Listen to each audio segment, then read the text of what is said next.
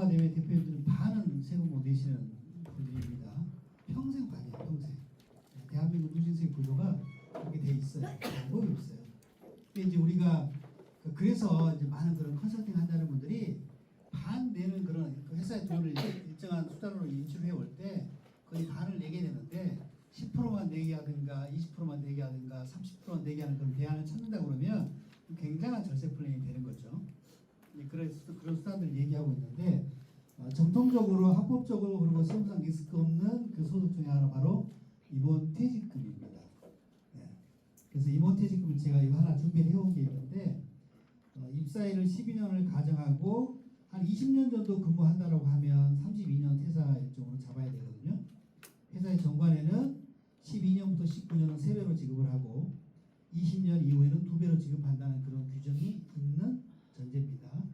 그렇게 했을 때 퇴직금을 계산해 보면 연봉 수준이랑 또 연관이 있는데 퇴직 직전 연봉은 3억 정도가 된다고 가정을 하고요. 19, 18, 17 요건 불변값이거든요. 퇴직금 10년 살려면 요 데이터가 꼭 있어야 돼요. 이때는 이제 연봉 책정이 제대로 되어 있지 않아서 한 1억 정도였을 때 퇴직금 계산하면 10억 정도가 지급할 퇴직금이 돼요. 네. 그래서 이제 정관상 지급할 퇴직금 먼저 계산한 다음에 소득세법 한도를 또 계산해야 되거든요. 근데 회사의 지금 이 규정은 소득세법 한도대로 준다라는 형태의 규정이기 때문에 한도 초과가 나올 수가 없는 그런 사례입니다. 그래서 전부 다 퇴직금으로 인정받는 그런 사례예요. 자, 20년 근무했을 때 퇴직금이 10억 정도 나올 때 세금 얼마나 낼 것 같으세요? 이거를 급여로 받으면 반 세금이에요. 5억 세금입니다. 대충 한번 유추해보세요. 몇 프로 정도 나올 것 같아요? 15.4%? 예전에는요, 연분연수법에 대한 배수제 연분연수법 바뀌기 이전에는 2015년 이전에는요 6%대였어요. 10억일 때 6%대요. 그리고 건강보험료도 안 내요. 그러니까 사실은 공짜예요. 왜냐면 내가 그 대체한 상대적인 비교를 하게 되면 내가 급여를 받으면 건보료 내야 되잖아요. 퇴직금 그거 안 내는 거 감안하면 그냥 공짜예요. 근데 이제 연금제도 이제 활성화냐 이런 것들을 하면서 퇴직금 세부담이 너무 낮다. 그래서 이제 연금제를 하지 않고 다 일시금으로 선택하더라 그런 불합리점이 생겨가지고 지금 12배 연분 연수폭을 계산해요. 예전보다요 3배 넘는 부담이 생기게 돼 있어요. 그래도 엄청난 금액이 절세가 되는 소득이에요. 19% 나오네요. 19%. 쭉 연분 연수를 이렇게 계산하면 다 컴퓨터 갑니다. 19%가 나오고요. 건강보험료 7.05% 감안하면 12%. 어떠세요? 10억인데 12% 낸다. 매력적인 소득이잖아요. 그렇지 않나요? 그렇죠? 자, 근데 임원퇴직금은요? 언제 받는 소득이에요? 퇴직하실 때 받는. 다 늙어가지고 받는 소득이에요. 그거를 여기 계신 대표님이나 여러분들이 지금 경영하는 기간 중에 한참 돈 잘 쓸 수 있는 그런 짱짱한 나이일 때 10억 정도 퇴직금을 지급할 수 있게 우리가 안을 짤 수 있다 그러면 어때요? 굉장히 매력적이죠. 칭찬받으실 거예요 아마 대표님한테. 김진강 수고했어. 네. 그런 소득입니다. 그래서 그게 임원퇴직금 중간정산 사유입니다. 중간 사유. 그래서 그거 제가 강조해서 말씀을 드릴 거예요. 그래서 그거를 우리가 알고 있으면 활용할 수 있는 거지만 모르면 찾아먹지 못하는 그런 대표적인 사례들이거든요. 그래서 임원퇴직금 관련된 여러 가지 요건들. 이거는 이제 다른 거보다는 아까 상법 절차 있잖아요. 이게 이제 최소 10억입니다. 대표님들 연봉은 임원퇴직금은 이게 지급이 됐을 때 상법상 일단 유효한 상태여야 되는 거고 그다음에 세법상은 또 어떤 요건이 있을지 그 내용을 쭉 한번 보겠습니다. 일단 첫 번째 임원의 범위.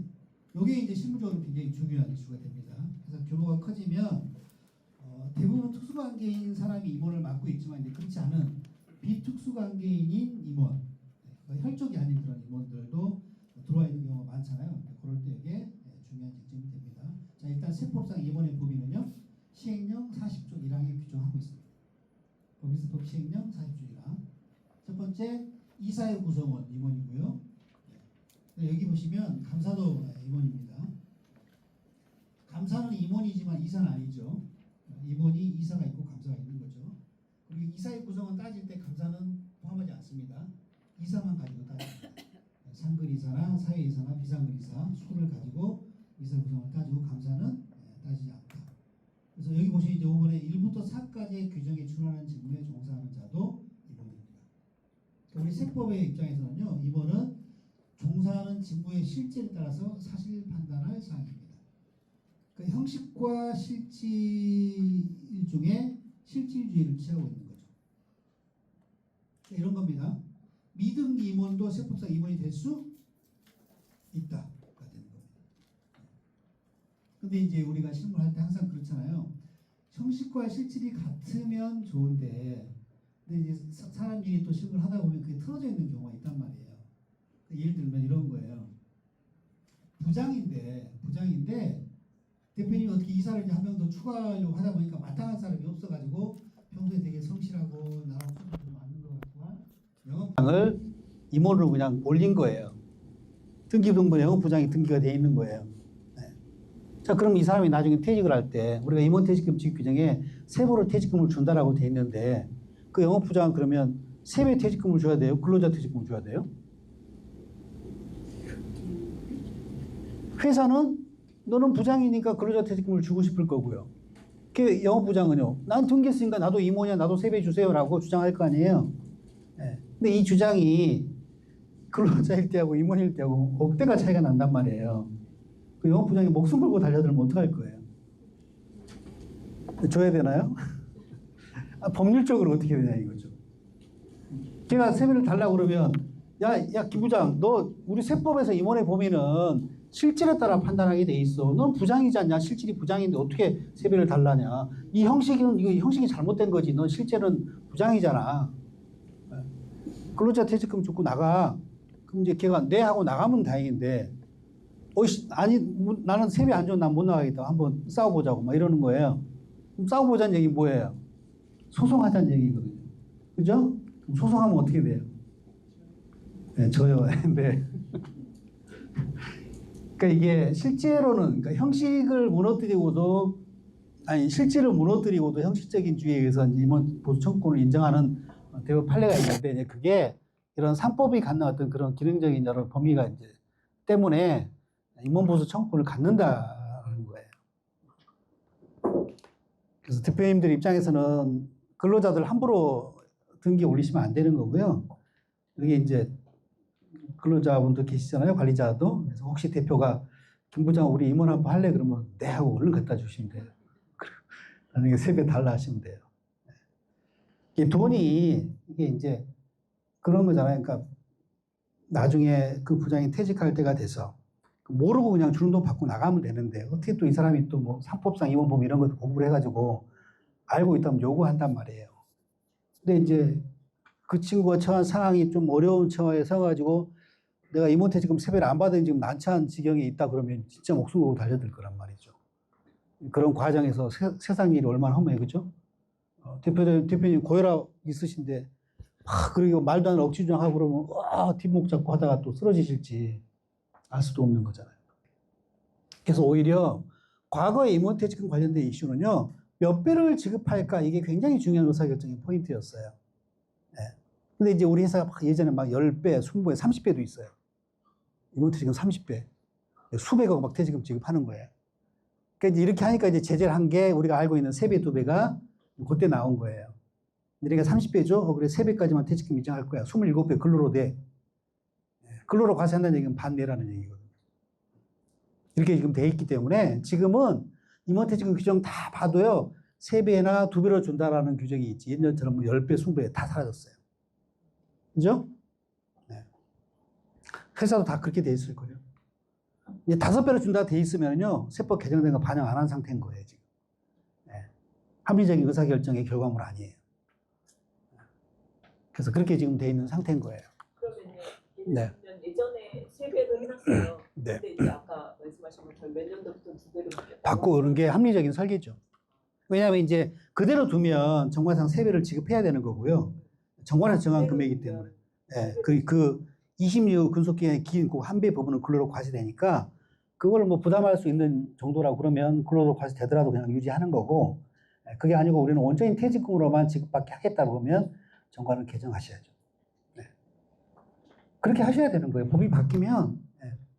예전에 12년에 세배 한도 규정 나오기 전에는요, 다 일반적으로 5배, 6배였어요. 조금 많은데 한 8배? 아까 제가 본 30배는 좀 특이한 사례고, 그 조사 나와도 다 부인당했잖아요. 소멸시효도 있습니다. 퇴직금 소멸시효예요? 예를 들어서 네. 모르고 나갔는데 네. 저희 가서 아, 있죠. 이번 퇴직금 소멸시효 5년인가 그럴 겁니다. 네. 근데, 세배를 청구할 수 있는 네. 모르고 나가면 뭐, 그게 끝난 거 아닐까요? 퇴직하고 2년 뒤에 이런 강의를 들으면 또 알 수도 있겠군요.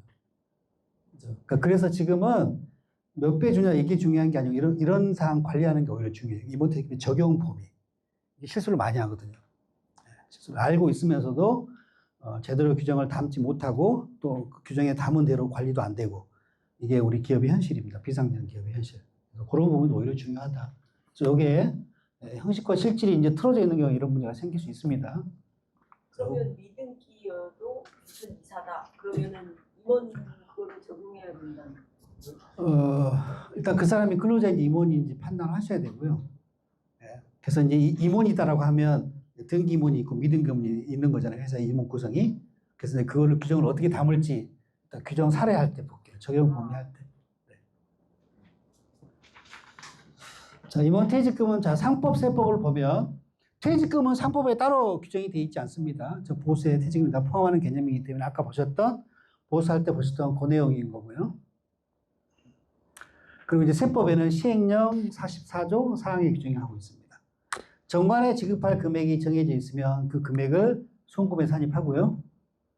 그다음에 정관에 규정이 없으면 퇴직금을 임원 퇴직금 못 주는 게 아니고 직전 1년 총급에다가 곱하기 10분의 1 곱하기 근속연수 한 금액을 줄 수 있다. 정관에 규정이 있으면 그 금액을 지급해야 되는 강행적인 효과가 생기는 거고요. 만약에 임원퇴직금에 규정을 우리는 아무도 정한 게 없다. 정관에는 임원퇴직금은 주주총회 결의를 정한 별도의 임원퇴직금 지급 규정에 의한다라고 돼 있는데 우리가 별도로 주총을 열어가지고 규정을 정한 적이 없다라고 하면 여기 걸리는 거죠. 약간 임의적인 거죠. 한 배를 줄 수도 있고 안 줄 수도 있는.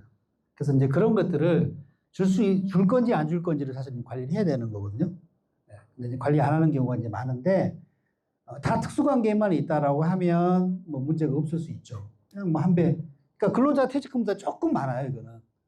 근로자 퇴직금을 한 달치에다가 그 근속기간을 곱한 개념이잖아요. 근데 임원 퇴직금은 10을 나누는 거니까 1.2개월치 정도 되니까 큰 차이는 없긴 해요. 어쨌든 포인트는 이제 그렇게 임원이 이제 다양하게 구성되어 있다고 그러면 그 관리는 하셔야 된다. 왜냐하면 나중에 이게 분쟁이 생기거든요. 분쟁이 생기면 돈 문제에서 분쟁이 생기고 이 억대 넘는 차이가 생기면 여러 가지 트러블이 생겨요. 그러니까 그런 일도 생길 수 있고 뭐 과정에서 또 뭐 안 주면 협의 안 되면 뭐 임원이면 그래도 뭐 회사 이것저것 뭐 숨어 있는 사실관계 내용이 이런 것도 알고 있는 것도 많이 있을 거 아니에요. 뭐 투서 넣겠다 뭐 하고 뭐 그런 일들이 일어났죠. 그래서 이제 이런 것들 그런 일이 안 생기게끔 관리하는 게 필요할 수 있다. 한번 보시면 되고요. 자, 이게 임원퇴직금의 송금사임 요건입니다. 엔드 요건입니다. 정관 요건, 정관 잘 정해야 되는 거고요. 이게 중요한 게 아니고 아까 상법상 유효한 상태로 관리하게 하시는 거 이게 제일 중요한 거. 그 다음에 퇴직 사유 요건이에요. 정하는 퇴직 사유. 그러니까 정말 회사를 그만두고 은퇴할 때 이게 문제가 아니고 현실적인 퇴직 사유. 그 이전에 퇴직금을 지급할 수 있는 사유가 중요한 포인트가 될 거고요. 그 다음에 특이한 건데요. 이번 퇴직금은요. 금액이잖아요. 이거를 일시금으로 줘야지만 송금 인정됩니다. 정관상 지급할 퇴직금 30억이라고 하면 30억을 현금 30억을 일시금으로 줘야 돼요. 적어도 판례에 보면 당연도 과세기간 안에 다 지급해야 돼요. 해 넘어가면 안 돼요. 그러면 송금 불상입될 수 있어요. 그래서 일시금 요건, 현금주의를 내포하고 있는 그런 개념이다라는 거고요. 그래서 정관 요건은 이제 빼고 요거부터 현실적인 퇴직 사유부터 한번 볼게요. 자, 이게 은퇴할 때 말고요. 임원퇴직금으로 인정되는 사유들입니다. 노란색으로 표시한 거 4개 있거든요. 저거 한번 쭉 보시고 암기할 수 있으면 암기해 보세요. 저거.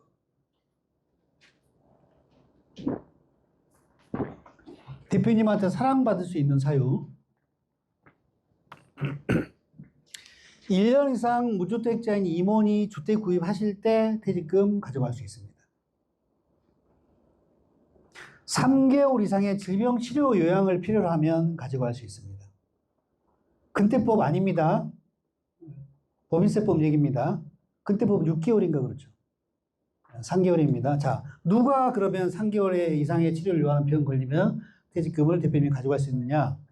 본인, 그리고 배우자, 그 생계 가치하는 기본공제 대상자인 부양가족 됩니다. 사모님이 갑자기 피부 발진이 생겨가지고 응급실에 가셨어요. 1년 동안 약을 먹어야 된대요. 진단서 하면 3개월 이상 질병치료 진단 나올 거야, 안 나올까요? 1년 이상 약 먹어야 된다니까요? 나와요. 질병 코드도 나와요.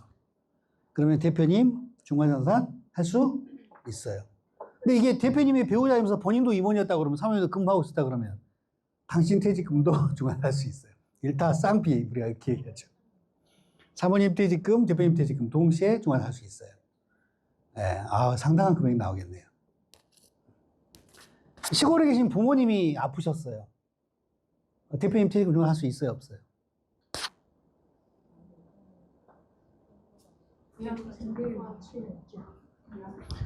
아니, 우리 연말전 할 때 생계 같이 하지 않아도 그 부분이 되는 경우 있잖아요. 네. 네. 근데 이게 모르고 그냥 지나치는 거니까. 와, 그건 질병 코드가 나오나? 그건, 아니, 공무원 입장에서 한번 봐보세요. 임플란트 했다고 퇴직금 15월 중간에 했다. 느낌이 어떠세요? 좀 샤하지 않나요? 아, 했어요? 근데 그거는 그냥, 그래요. 그게 의료법상 진단명이 나오나? 그럼 될 수도 있겠네요. 네. 그러니까 과세관점 어떻게든 부인하려고 할 테고요. 그럴 때 이제 상법 효력 들고 나올 수도 있어요. 그게 사유로 이제 뒤집기가 좀 고색하다 그러면 조청한 거 제대로 봅시다. 네. 그럼 다 뒤집어지는 거죠. 네. 그리고 천재지변 라면 할 수 있습니다. 천재지변. 불나죠? 수해 입었죠? 그럼 할 수 있어요. 우리 시흥은 수해 지역 없나요, 혹시? 저번에 충청도 막 비 엄청 오고 그럴 때 있었잖아요. 이거 나만 할 수 있어요. 그래서 수해 나고 그러면 이제 좀 안타까운 일이긴 합니다만 퇴직금 한번 10억을 10%만. 근데 이거는 이제 질병 치료가 여기 걸리는 거고 여기는 그런 얘기는 없기 때문에 당연히 임직원 예약이 되지 않을까 싶네요. 그거는. 네. 그 다음에 이거 보십시오. 상근 임원이 비상근 임원 되는 경우 할 수 있습니다.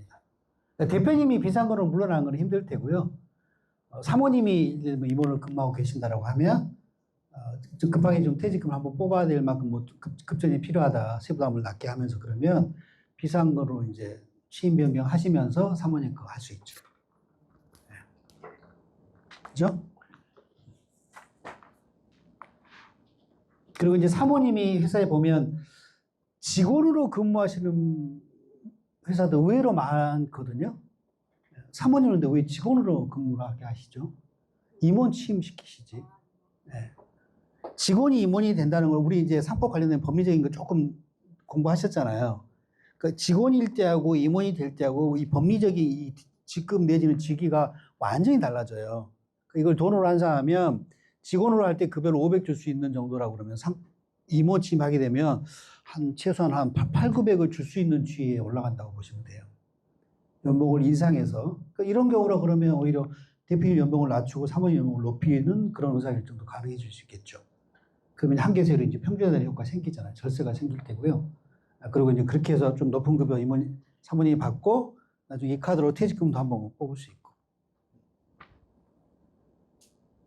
퇴직금만큼 세부담이 적은 소득은 없어요. 그러니까 이게 아까 이제 10억일 때 그 기준이었잖아요. 이게 이제 금액이 더 낮으면 세부담 더 낮아 떨어지거든요.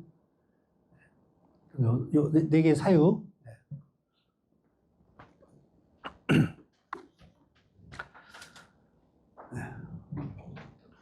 이거 집 뒷부분 있으시지 않나요? 그죠? 그 텍스 플랜 하는 일이 뭔지 아세요? 지금 한 채 있잖아요. 몇 채 계시죠? 학교에 지금 한 채 있다고 그러잖아요. 그거 파세요. 이게 텍스포네라가 하는 거래 그림 그리는 거예요. 팔고 1년 전세 사는 거예요. 그리고 주말에 해가지고 좋은 집 사면 되죠.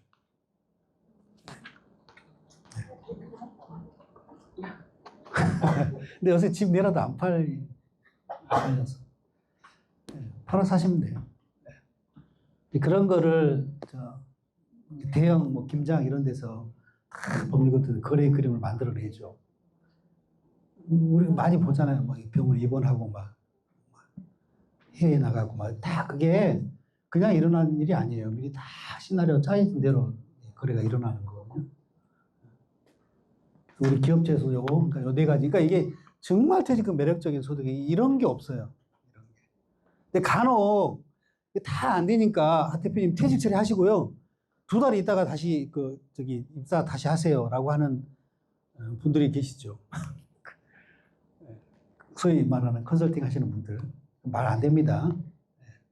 진짜 퇴직을 하려고 그러면 근데 이제 본인이 상근 대표이사직을 퇴임을 하면 누구 대체할 사람이 있어야 될 거 아니에요. 그렇잖아요. 그 사람 만들어야 되죠. 그리고 진짜 이게 현실적인 퇴직이라고 그러면 제가 볼 땐 최소한 한 3개월 어디 유럽 여행 갔다 와야 되고요. 갔다 와서 조그만 치킨집에서 하나 차려가지고 망하는 그런 그림 정도 그려야 이게 진짜 퇴직으로 인정받을 수 있겠죠. 큰 금액이면 그런 거래 그림들을 이제 법무부 이런 데서 그린다 이거예요. 그래서 간혹 이제 보면 실제 저 많이 봤거든요. 퇴직 처리했다가 2달 뒤에 복귀하시면 된다고. 된다고 얘기해요, 그 사람들. 그래서 하는 얘기가 뭔지 아세요? 아, 대표님 진짜, 짜증나가지고 실제 진짜 퇴직했다가 하고 2달 지나 보니까 아닌 것 같아서 복귀했다고 그렇게 얘기를 하래요. 조상이 그걸 믿어주겠습니까? 하여튼 요 4가지 사유. 요 사유가 아닐 때쯤에는요, 가지금입니다. 가지금 처음 받게 돼 있고요. 그래서 일시금 요건, 실제로 지급한 일시금이어야 됩니다. 일시금. 그래서 이제 항상 우리 인간 사회는 돈이 없으면 문제가 생기는 거죠. 왜냐하면 임원퇴직금은 지금은요, 급여나 배당은 매년 집행되는 의사결정이 그때 매년 이루어지는 것이지만 임원퇴직금은 미래 소득을 지금 설계하는 단계예요. 대표님이 은퇴하실 때 이 금액을 지급하겠다라는 일종의 계획이에요. 그죠? 네. 근데 이제 그 금액이 최소 10억대 이상이라는 거죠.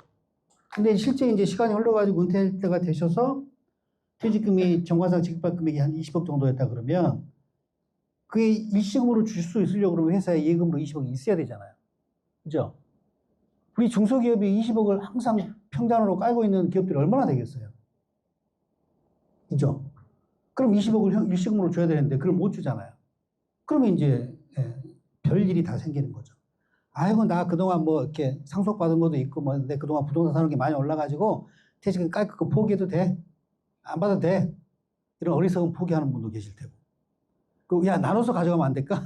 10억씩 3년 동안 나눠 가져갈게.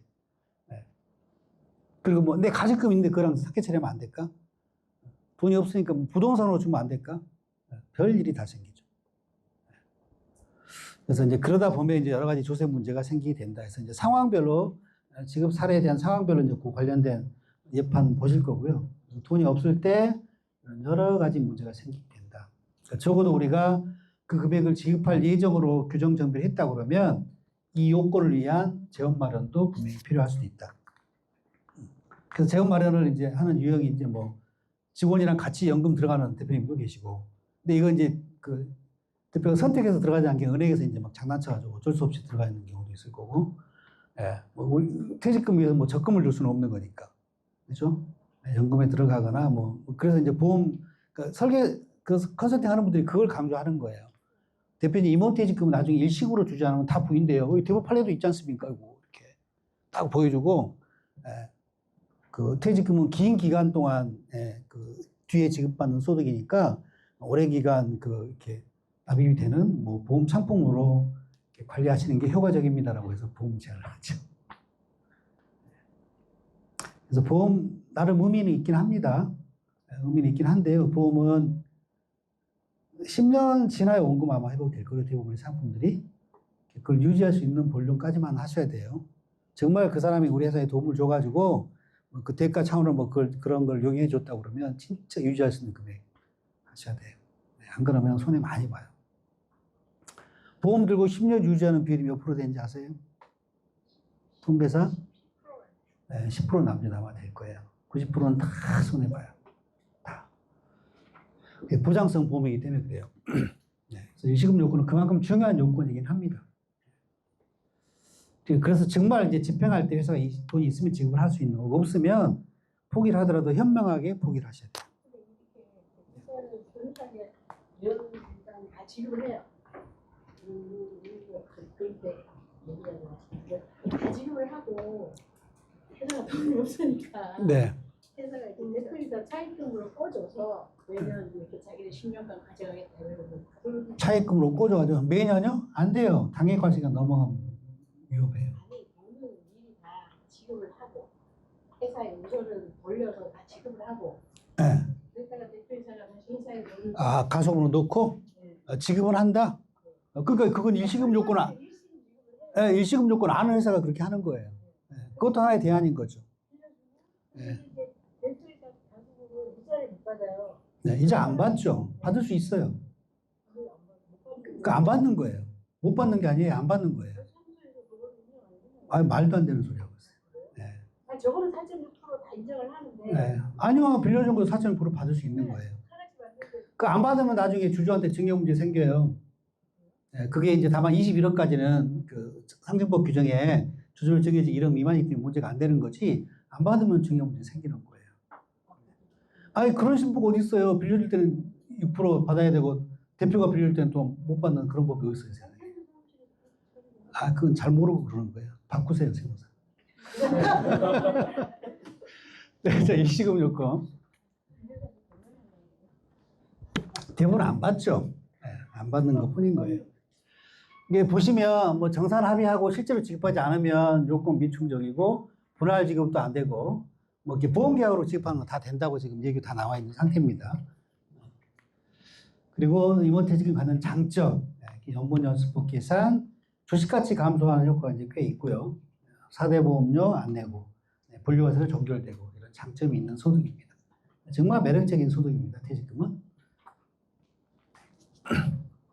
그 다음에 이제 지급액과 한도 보세요. 좀 전에 보셨던 법률 규정은 우리가 정관에 정한 금액이 있으면 그 금액을 송금에 사집한다고 그랬잖아요. 그보다 초과 지급하면 비용 인정 안 하겠다고 돼 있어요. 퇴직금도 똑같아요. 임원 보수도 마찬가지였죠.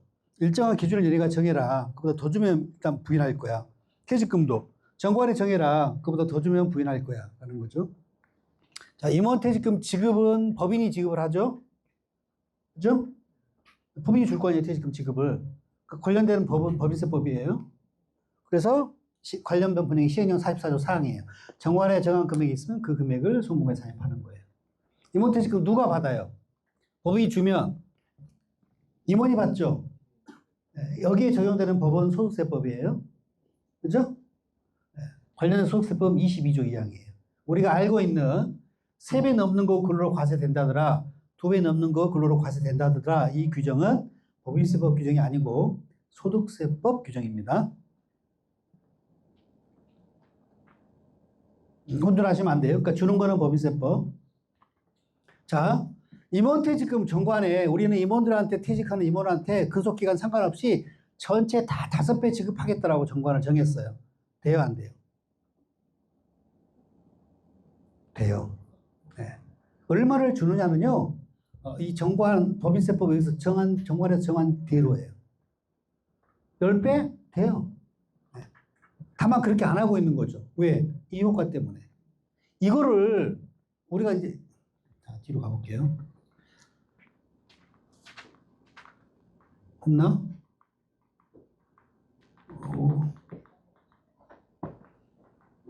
그 종목별로, 여기 있다. 네. 자, 이게 임원퇴직금 관련된 시행령 44조 사항이에요. 정관 변경을 하기 시작했어요. 이 조항을 알게 된 게 우리 기업들이 2000년도 초반에 알았어요. 그래서 너도 나도 주총을 열어요. 열어가지고 우리 임원퇴직금 5배, 10배, 20배, 30배 이렇게 준다고 정관을 병해요. 여러분들이 정부 입장에서 한번 봐보세요. 임원퇴직금이라는 게 60년대에 생긴 소득인데 노후 대비한 수당이 전혀 없을 때, 야, 연봉에서 한 달치 떼가지고 그걸 열심히 근무하고 은퇴할 때 노후 자금으로 그걸 지급을 하자. 그러니까 세금을 많이 떼면 안 되잖아요. 정책적으로 세금을 거의 안 내게 제도 정비를 해놓은 거예요. 네. 근데 이 퇴직금은 그런 측면에서 보면 다른 소득을 받았을 때 비교해 보면 조세 형평이 굉장히 무너지는 소득이에요. 그런 이제 노후 자금의 개념으로 정책적으로 그렇게 한 거예요. 근데 기업들이 막 5배, 30배 가지고 이걸 악용하네? 라고 이제 정부는 보는 거죠. 네. 그래서 이걸 제재를 해야겠다라고 했는데 저 법을 바꾸면 되는 거잖아요. 근데 98년에 개정된 저 법은 지금까지 바뀐 게 아무것도 없어요. 정관에 정하면 되는 거예요. 못 바꿔요. 왜 못 바꿔요? 정관의 퇴직금으로 지급 금액이 정해진 금액 그 금액을 송부에 산입하되 3배 이상은 안 된다라고 저 법을 바꿔버리면 되잖아요. 근데 그렇게 못 바꿔요. 왜요? 상법의 영역이요. 세법에 터치 불가한 영역이에요. 정관, 주총에서 특별계를 정하는 거잖아요. 그거를 왈가왈부할 수 없는 거예요. 세법 입장에서. 그래서 뭘 바꾼 거예요? 이걸 바꾼 거예요. 소득세법. 받는 사람 입장에서 니네가 30배 지급하니 3배까지만 퇴직금 인정하고 27번은 근로로 과세해버릴 거야. 이렇게 바꿔버린 거예요. 그러니까 주총 열던 회사가 예전처럼 너도 나도 10배, 30배 한 게 아니라 지금은 3배만 줄게요. 2배만 줄게요. 이렇게 정한 거예요. 네. 네. 사람들이 쳐다보세요. 떠들으셔가지고. 우리 대표님. 네. 이렇게 바꾼 거고요. 그 다음에 이제 20년도에 또 한 번 개정이 일어나가지고 그때는 2배까지만 인정하고 또 바뀌었어요. 그게 좀 복잡해졌어요. 다시 돌아갈게요. 자, 요거. 이걸 바꾸면 돼. 이거 못 바꾼다. 그래서 이쪽을 바꾼 거예요. 받는 사람 입장에서. 그러니까 지금 5배로 준다라는 거 정할 수 있다라는 거예요. 이제 그 대신 3배, 2배 넘는 금액에 대해서는 근로로 과세되는 불이익이 생기겠죠. 그러면 지금 네. 정관을 세탁 그리고 퇴직금 수령 금액을 조금 바꿔갖고 소득세가 또 많이 나오게 되니까 2020년 이후부터는 2배로 한다 이렇게 지금 만들 수도 있어요. 네, 지금 개정을 하시면 되는 겁니다. 네, 그러니까 변경 개정하면요 소급세 수령 미칩니다. 여기 다 나와 있고요. 대법 판례도 나와 있습니다. 그 작업을 하셔야 되는데 안 하고 있는 회사가 있으니까 옛날에 요때 정관을 만드셨다가 20년 이후에 2배로 바뀌었잖아요. 그럼 사실 이제 주총 다시 열어가지고 1차 개정하는 작업을 하셔야 되는데 그냥 예전 상태 그대로 있는 상태인 회사가 꽤 있죠. 네, 지금에도 소급돼서 할 수 있나요? 네, 할 수 있습니다. 네. 그래서 그 변경 작업을 할지 여부를 판단해 보셔야 되고요. 아니면 이제 이거는 이제 1배만 근로로 과세되니까 20년 이후에 근속 기간이 좀 짧다라고 하면 그 1배 볼륨이 크지 않을 수 있죠. 그죠? 그러면 기존 연봉의 크기에 따라서 그냥 뭐 연봉이 엎어지더라도 큰 부담이 아니라고 그러면 그때 유지할 수도 있는 거고 아니면 퇴직을 1월 달에 하느냐 12월 달에 하느냐에 따라서 약간 효과가 달라지겠죠? 네, 그런 거 감안해서 기교를 부려가지고 그냥 유지하실지. 아, 그럼 1월 달에 하는 게 그러겠죠. 그걸 유지한다고 하면 1월 달에 퇴직하는 의사결정을 해야 되겠죠. 12월 퇴직하면 연봉에 그게 이제 합쳐질 테니까. 네, 그런 기교를 조금 부르셔야 되겠죠. 일단 이렇습니다. 지급, 수령에 대한 조세 문제가 이렇게 달라진다. 그래서 이제 이게 좀 복잡하죠. 11년 이전에는 정관의 금액이 있으면 다 인정이 되고요. 12에서 19는 3배까지만 인정이 되고요. 20년은 2배까지만 인정이 됩니다. 지금 만약에 회사가 정관을 5배로 지급하겠다라고 정했다라고 하면 요 11년까지는 5배 다 인정을 받는 거고요. 받는 거고 그 다음에 요때는 3배만 인정받는 거고 20년 이후는 2배만 인정받습니다. 그래서 일반적인 저희 설계는 요 노란 덩어리가 안 나오게끔 설계를 하죠. 규정 정비 작업을 할 때. 그죠? 네. 그래서 그게 합리적인 설계이겠죠. 왜냐하면 퇴직금은 미래 시점의 소득이기 때문에 지금 우리가 미리 세금 반 내는 설계를 뭐하러 합니까? 예. 온전히 퇴직금으로만 다 인정받게끔 하고 그 기간 동안 뭐 효율적인 급여 배당 받아가지고 뭐 저축을 하든 뭐 부동산을 사놓든 뭐 이렇게 하시는 게 합리적인 거죠. 그죠? 노후 자금의 설계 측면에서 봐도. 네. 그래서 이 법적인 내용 이해하시면 되고 이렇게 개정이 있었습니다. 연봉정해라는 중과사는 금지됐죠. 16년에. 그래서 임원퇴직금을 조문별로 의사결정을 하신다고 하면 이런 단계로 결정을 하게 되고 첫 번째 적용부분 이게 별표 해놓으십시오. 이게 중요해요. 첫 번째 사례는 주주총회 선임된 상근 임원에 대해 적용한다라고 되어 있고요. 그렇지 않은 임원은 별도 계약에 의한다라는 그런 형식으로 되어 있습니다. 자, 그러면 임원퇴직금을 2배나 3배로 주지 않을 임원이라고 그러면 절대로 등기 올리면 안 되죠. 등기 올리는 순간 그 친구도 3배, 2배를 줘야 돼 버리니까. 그죠? 자, 그렇게 해서 관리를 했어요. 그러면 별도 임원에 대해서 그러면 별도 계약에 의한다라고 했잖아요. 그럼 반드시 별도 계약으로 관리하셔야 돼요. 안 하면 분쟁이 생겨요. 안 하면. 네. 그 별도 계약 뭘로 관리하겠어요? 연봉계약서로 관리하겠죠. 네. 연봉계약서 퇴직금, 네 연봉에 퇴직금 포함이라는 표현을 반드시 넣어 놓으셔야 돼요. 임원이 올라가도 연봉계약서가 별도로 있다면 그냥 그 사람은 연봉계약서에 네. 그렇게 계약할 수 있는 거죠. 네. 그 회사의 유인관계니까 이윤계약을 그렇게 하면 되는 거죠. 그래서 이렇게 해놓은 기업들이 실제 제가 상담해 보니까 별도로 계약한다고 해놓고서 별도 계약으로 관리를 안 해요. 네. 그러면 그 임원이 퇴직할 때 어떤 주장을 하겠어요? 아, 내 연봉에는 퇴직금 별도로 있는 건 나는 뭐 근로자였다. 뭐 이런 주장을 또 하는 거죠. 그 있잖아요. 우리 그 인테리어 공사 했어요. 인테리어 3천만 원에 하기로 했어요. 근데 이제 공사가 끝나가지고 3천만 원을 주면서 생에서 끊어달라 하니까 인테리어업자 뭐라고 그래요? 부가세 달라고 그러죠. 처음에 견적 받을 때 부가세가 포함인지 별도인지 명확하게 안 했기 때문에 그런 일이 생겨요. 퇴직도 똑같거든요. 근데 의외로 제가 놀란 게 몇천억 하는 매출을 하는 그런 회사도 이런 형태로 돼 있는데 그 실제 이제 다른 임원들 계약서 보면요. 퇴직금이 넣은 거 아예 없어요. 네. 그러면 이제 나중에 분쟁이 생기는 거예요. 그래서 차라리 요 사례 2 있잖아요. 등기되는 임원한테만 주는 거로 이제 정했다고 그러면 등기되는 임원만 우리 임원퇴직금 규정에 따라서 이제 적용을 받게 되는 거고 나머지 임원은 일단은 차라리 이렇게 해버리는 게 더 심플하지 않나. 근로자는 아니니까 계약서에다가 근로기준법 준용해가지고 주는 거로 한다라고 이렇게 아예 못을 박아버리는 게 서로 편할 수 있다는 거죠. 그러면 이제 퇴직금까지 주는 그런 연봉 계약이니까 연봉을 좀 낮추는 의사결정을 하면 되는 거잖아요.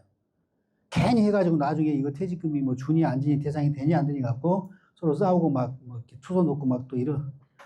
대한민국 투서가 매년 2만 건씩 나오잖아요. 무서워요. 그게 그냥 일반 투서만 그런 거예요. 뭐 차명계좌 신고 이런 거 3만 건 합치면 예, 장난 아니에요.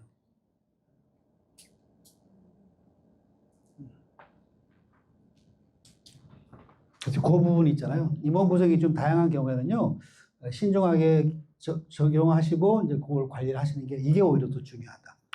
얼마 주느냐 이건 중요하지 않아요. 오히려 관리가 중요하다. 지급 방법 특별한 내용 없을 거고요. 현금 외의 자산을 줄 수 있다라고 정해 놓는 게 좋죠. 나중에 뭐 돈이 없으면 현금이 없으면 뭐 이렇게 부동산으로 지급하거나 뭐 이럴 수도 있기 때문에 그렇게 정해 놓으시고 특별한 거 아니고 얼마 주느냐 요 사례 가지고 보시면 될 것 같아요. 12년 이전과 12년 이후 이렇게 구분하셔가지고 여기 보시면 이렇게 준다라는 게 요 내용 있잖아요. 이게 소득세법 22조항이랑 똑같은 내용이에요. 특이합니다. 2배 한도 관련된 거는 퇴직 3년 소급 평균급여로 한도 계산을 하게 돼 있고요. 요 3배 한도는 19, 18, 17 요 3년 평균급여를 하게 돼 있어요. 불변값입니다. 이거는 이제 한도 초과가 하나도 안 나오게 준다라는 규정 모형이기 때문에 소득세법 22조 규정이랑 똑같이 준다라고 정한 그런 사례입니다. 자, 퀴즈. 여기를 퇴직 3년 총급여 기준으로 이제 2배 준다라고 좀 규정이 돼 있잖아요. 이걸 퇴직 직전 1년 총급여 기준으로 2배 준다라고 정할 수 있다 없다? 돼요. 주는 건 우리 마음대로 한다니까요. 한도는 소득세법 22조는 우리가 정관상 주는 금액을 그대로 소득세법 규정에 따라서 데이터 뽑아가지고 그냥 산수해가지고 한도 계산하면 되는 거예요. 가능합니다. 그러면 퇴직 직전 3개월 평균 급여를 기준으로 2배 준다라고 우리가 규정을 정할 수 있다 없다? 된다니까. 정말 정한 대로예요. 우리 마음대로 정할 수 있어요. 근데 이제 이렇게 정하면 소득세법 한도는 3년 평균 급여로 하게 돼 있잖아요. 근데 이제 직전 1년 연봉은 높고 그 2년 전, 3년 전은 낮은 연봉이라고 그러면 한도 초과가 나올 거 아니에요. 그냥 초과가 나올 뿐인 거예요. 한도는 불변값이니까. 근데 주는 거는 우리 마음대로 정할 수 있어요. 마음대로. 그러니까 실제로 퇴직하는 임원이 생기면 정관에 정한 임원 퇴직금 비중을 딱 펴요. 필요한 데이터 뽑는 거예요. 19년 3년 평균급으로 돼 있네. 19, 18, 17 평균급을 뽑아야 돼요. 퇴직 3년 평균급여 있죠? 그 데이터 뽑아야 돼요. 그리고 나서 이대로 계산하는 거예요. 정관상 지급할 금액 딱 뽑는 거예요. 아까 엑셀에 보셨던 거 있잖아요. 그리고 소득세법 22조 딱 펴가셔가지고요. 거기 필요한 데이터 다 뽑아가지고 이게 똑같은 거예요. 여기는 똑같은 모형이니까. 데이터 뽑고. 그러니까 지금 이 사례는 주는 거 금액, 한도 금액이 동일한 구조의 모형이에요. 한도 초과 아예 안 생기겠죠. 주는 금액이 다 한도 범위 내의 퇴직금이에요. 근로로 과세된 금액이 없는. 주는 거는 달리 정할 수 있다라는 거. 그래서 엑셀로 미리 시뮬레이션을 해보셔야 돼요. 미리 일정한 시점을 예측해서 대표님이 뭐 75세 은퇴하겠다 그러면 그때 퇴직 시점 딱 잡아가지고 연봉 수준 퇴직할 때 3년 대충 추정 연봉 계산해가지고 이렇게 뽑아가지고 뭐 근로로 과세된 부분이 얼마나 나오는지 그런 다음에 규정을 정해야 되는 거예요. 그렇게 설계한 회사가 많지는 않죠. 아무튼 이렇게 하게 돼 있습니다. 그리고 임원 퇴직금만큼은 요거 제대로 진짜 하셔야 됩니다. 이거 진짜 과세관청 이거 들고 나오면 저희 다 뒤집어져요. 제가 까딱 잘못하면 대표님 노후자금 설계한 게 아니라 사망 설계하실 수 있어요. 아까 보세요. 30배 가지고 150억 지급한 사례거든요. 150억 지급했는데 지방청 조사 나와가지고 다 부인됐어요. 그럼 세금 한 130 몇 억 내야 될 거예요. 이게 또 무서운 게 뭐냐면 임원퇴직금은 지급을 하고 금액이 크면 그 다음에 나와요. 조사를.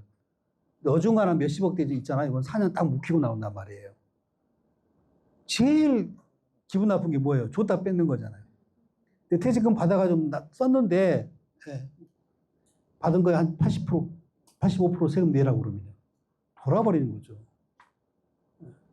은퇴하시고 건강 상태 안 좋고 그러면 진짜 쓰러지실 수 있는 거예요.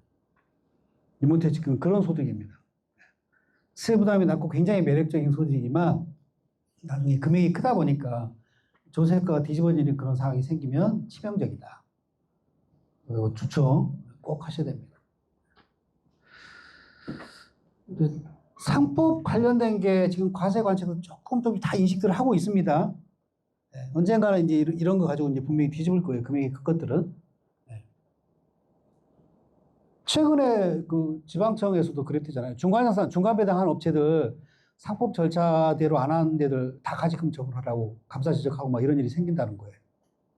상법 절차 관련된 그만큼 중요해지고 있다. 그래서 임원퇴직금 진짜 이거 심각해져요. 그래서 총회 회의가 실제로 결정한 총회로서 법적 위헌 상태 수행돼야 된다. 그래서 꼭 가능하면 공정 받아놓으세요. 임원퇴직금은 제대로 한 거를 공정 딱 받아놓고 하시는 게 필요할 수 있습니다.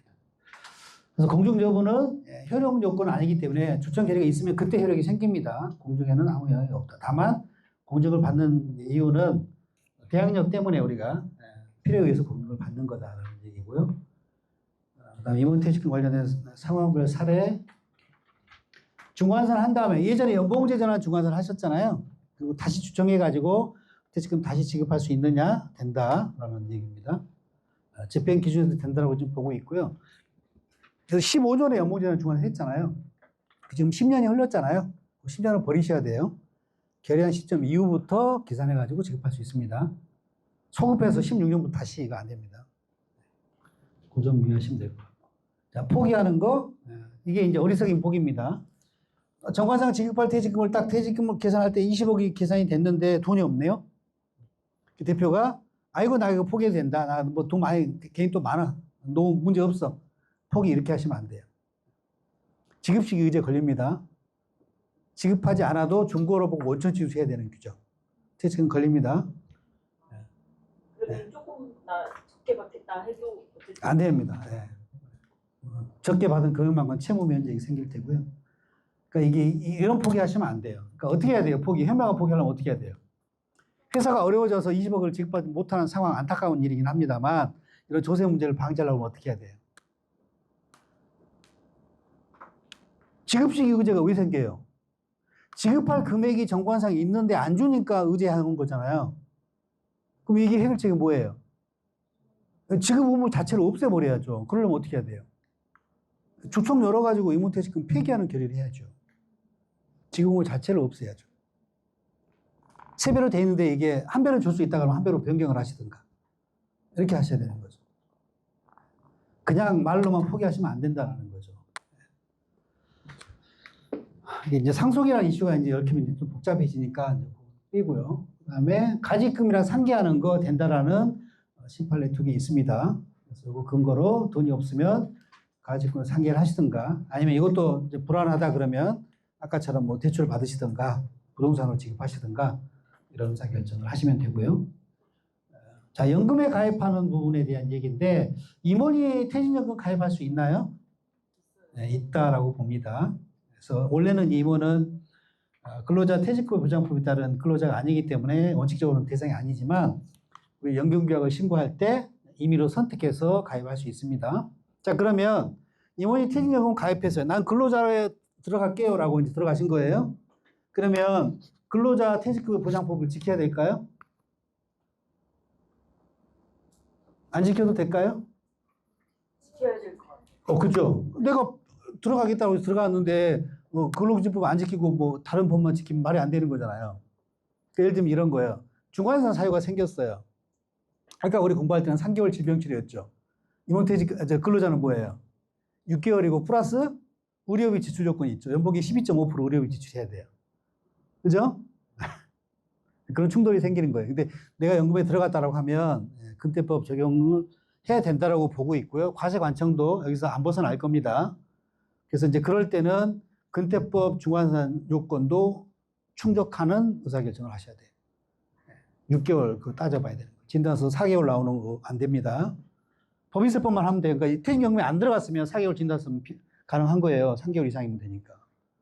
근데 근태법 들어가면 퇴직연금 들어가면 그게 안 된다는 겁니다. 이게 근로자 6개월 이상 요양, 그다음에 임금 총액이 이게 하여튼 12.5% 의료비. 대표님 연봉이 3억이다 그러면 11.5% 얼마예요? 3천만 원에다가 3천 한 뭐 400만 원 돈 의료비. 큰 병 걸려야 되겠죠. 그 정도 지출하려면 그러지 않겠어요? 임원이 퇴직연금 들어가면 뭐 좋은 게 있나요? 네? 임원이 퇴직 아까처럼 이제 나중에 일시금 요건은 거의 지켜지겠죠. 미리 다 정립을 해놓고 있으니까. 그리고 좋은 거는 이제 비용으로 그게 그렇죠. 떨어질 네. 수가 있고 매년 비용으로 떨어야 될 수 있고. 적립이 안 되니까 네. 네, 그게 좋은데 저희 엄청 많이 알아봤거든요. 근데 가입하는 게 너무 법규가 다들 모르시더라고요. 그게 왜냐면 일부만 넣을 수 있느냐, 전체 다 넣느냐, 뭐 이런 것도 그렇고. 근데 원래 넣으면 전체 넣는 게 맞죠. 근데 이제 일부만 넣고 있고 별도 제재 안 하죠. 근데 DB형인 경우는 이제 안 넣으면 뭐 이자가 원래 부인하게 돼 있죠, 법에는. 근데 그걸 안 하죠. 근데 또 DB를 넣으면 그거는 비용이 안 된다. 그래서 이제 그런 수급권에 대한, 그러니까 퇴직연금 제도가 임원퇴직금이 수급권 안전장치거든요. 왜냐하면 매년 땡 금액을 미리 한꺼번에 준 소득인데 이제 금액이 크다 보니까 이걸 지급하지 못할 리스크가 있는 거잖아요. 퇴직연금 제도가 그래서 생긴 거예요. 네. 그래서 근로자들 입장에서 퇴직할 때가 됐는데 회사가 나쁜지 생각하고 다 정리하고 중국으로 튀어버렸어요. 근로자 퇴직금 어떻게 해요? 다 날아가잖아요. 그래서 외부에 예치해라, 외부에 적립해서 회사가 도망가거나 망하더라도 줄 수 있게끔 이렇게 해놓은 거죠. 임원은 제가 볼 때는 모르겠어요. 그러니까 이게 일장일단이 있는 의사결정 요소여서. 근데 아까처럼 말씀드리면 우리가 가압승계 플랜 이런 걸 염두에 둔다고 그러면 퇴직금을 딱 비용으로 뜬 다음에 주가를 떨어뜨린 다음에 가압승계를 할 수 있는데 연금은 또 그 효과는 좀 떨어지거든요. 그러니까 상황이나 의사결정의 목적에 따라 조금 달라질 수는 있어요. 근데 수급권에 대한 안전장치 면에서 보면 연금 들어가는 게 가장 효과적일 수도 있죠. 매년 필요한 금액들을 어떻게든 충당해서 납입을 하게 되니까. 월급을 뭐 5배로 정해놓으면 5배로 그냥 연금에다가 다 넣어도 상관없어요. 그런 거죠. 네. 네. 근데 이제 그런 또 단점이 있죠. 이제 회사가 어려워지면 연금 들어간 거는 이제 진짜 빼도 박도 못하는 돈이 돼서. 네. 그러니까 이게 법과 현실이 조금 괴리가 있는 분야이긴 해요. 그러니까 사실 이렇게 임원 들어가 있는 거 연금계약 변경 신고해가지고 다 해지해버려도 되거든요. 은행에서 안 해줘요. 이게 이제 막 실적이랑 연관되어 있기 때문에 심한 데는 저희 기장업체 그 대출 연장 승인을 하는데 은행에서 찍어줘요. 네. 안산에 있는 업체인데 이번에 택령 5억 납입하래요. 그냥 금액을 찍어줘요. 그 자기들 실적 뭐 이런 그 채우는 기준이 있나 봐요. 그거 안 내면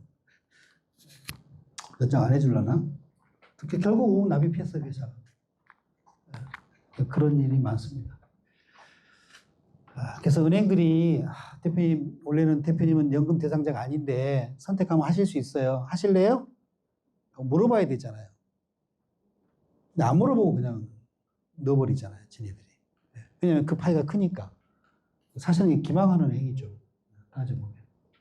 근데 은행이 이제 갑이라 어떻게 할 수가 없죠. 네. 대출을 왕창 받아가지고 회사가 갑이 되게 그냥 해버려요. 우리 망하면 은행 망하게. 그 다음에 이제 마지막 임원퇴직. 아까 우리가 임원보수를 함부로 결정해야 될 이유도 상속세가 이유였잖아요. 상속세가 아니면 생활비가 의사결정, 연봉 결정 기준이었잖아요. 퇴직금 관련된 규정이 있고 상속이 일어나면 어떻게 될까요? 효과가. 고민해 보셨어요, 혹시? 자, 우리는 임원퇴직금은요, 이걸 전제로 설계하고 관리를 합니다. 대표님이 70세, 75세 은퇴하실 때 노후자금 개념으로 임원퇴직금 얼마 주겠다라고 정비하고 그에 대한 재원 마련을 하고 있죠. 사람이 미래를 알 수 없잖아요. 갑자기 사고로 대표님이 돌아가실 수도 있잖아요. 그러면 내가 선택한 퇴직이 아니죠. 그죠? 사고로 돌아가신 거니까. 그러면 일반적인 내가 선택한 퇴직인 경우에는 퇴직소도 연분 연수금으로 세액 계산해가지고 대표님이 노후 자금으로 그걸 쓰시는 돈이 되는데 사고로 돌아가시게 되면 누가 그 돈을 쓰게 돼요? 상속인들의 상속재산이 되죠. 자, 그러면 의사결정의 이제 주체가 여기 이제 퇴직하는 대표님의 입장에서 의사결정인 건데, 이거는 이제 상속인의 입장에서 고민해 봐야 되는 거예요. 아빠가 갑자기 돌아가셨는데 회사의 규정에 임원퇴직금을 30억으로 지급하는 규정이 있는데, 이게 상속인들 입장에서 유리할까요? 불리할까요? 불리합니다. 예. 규정이 살아있으면요, 그거는 간주상속재산이라고 그러잖아요. 보험금, 퇴직금 뭐 이런 게 간주상속재산이잖아요. 그냥 대표님의 개인 상속재산이 되는 거예요, 30억이. 채권이 되는 거예요, 채권. 그럼 그 개인 자산이 된다는 얘기는 뭐예요? 상속인들 입장에서는 30억 있다고 그러고 15억 상속세네? 이렇게 되는 거예요. 네, 그게 안 잡히는 게 오히려 더 유리한 거죠. 그 돈이 차라리 그냥 회사 금고에 있는 게 유리하죠. 왜요? 주식가치에 녹아있죠. 주식가치 순자산가치 40%, 순손익가치 60%, 가정평균 평가는 그게 녹아져 있게 되잖아요. 네. 자, 그러면 이제 어떻게 할까요? 이 상황이 되는 거를 예방하려고 그러면 대표님이 사고로 돌아가시기 전에 임원퇴직 규정이 없어야 되는 거잖아요. 없는 상태를 만들어놔야 되잖아요. 대표님이 돌아가시기 전에 분이 싸봐야죠. 주총 열어가지고 딱 퇴직금 폐기하고 돌아가실 수는 없는 거잖아요. 그럼 이거 어떻게 해요? 고민해보세요, 이거는. 편법밖에 없어요. 중요한 거, 우리 회사는 임원퇴직금 지급 규정이 없는 상태입니다라고 조장할 수 있는 환경을 만드는 방법밖에 없어요. 그죠? 네. 임원퇴직금 개정을 서면 결의를 해가지고 따로 보관하고 계시다가 사고로 돌아가면 찢어버리시든가, 네. 적당히 임원퇴직금 폐기한 결의를 하나 해놔가지고 그걸 따로 몰래 갖고 있으시다가 문제되면 이건 사실 몇 년 전에 폐기했어라고 하시는 걸 만드시든가, 그건 알아서 하세요. 네, 10분 쉬고 하겠습니다.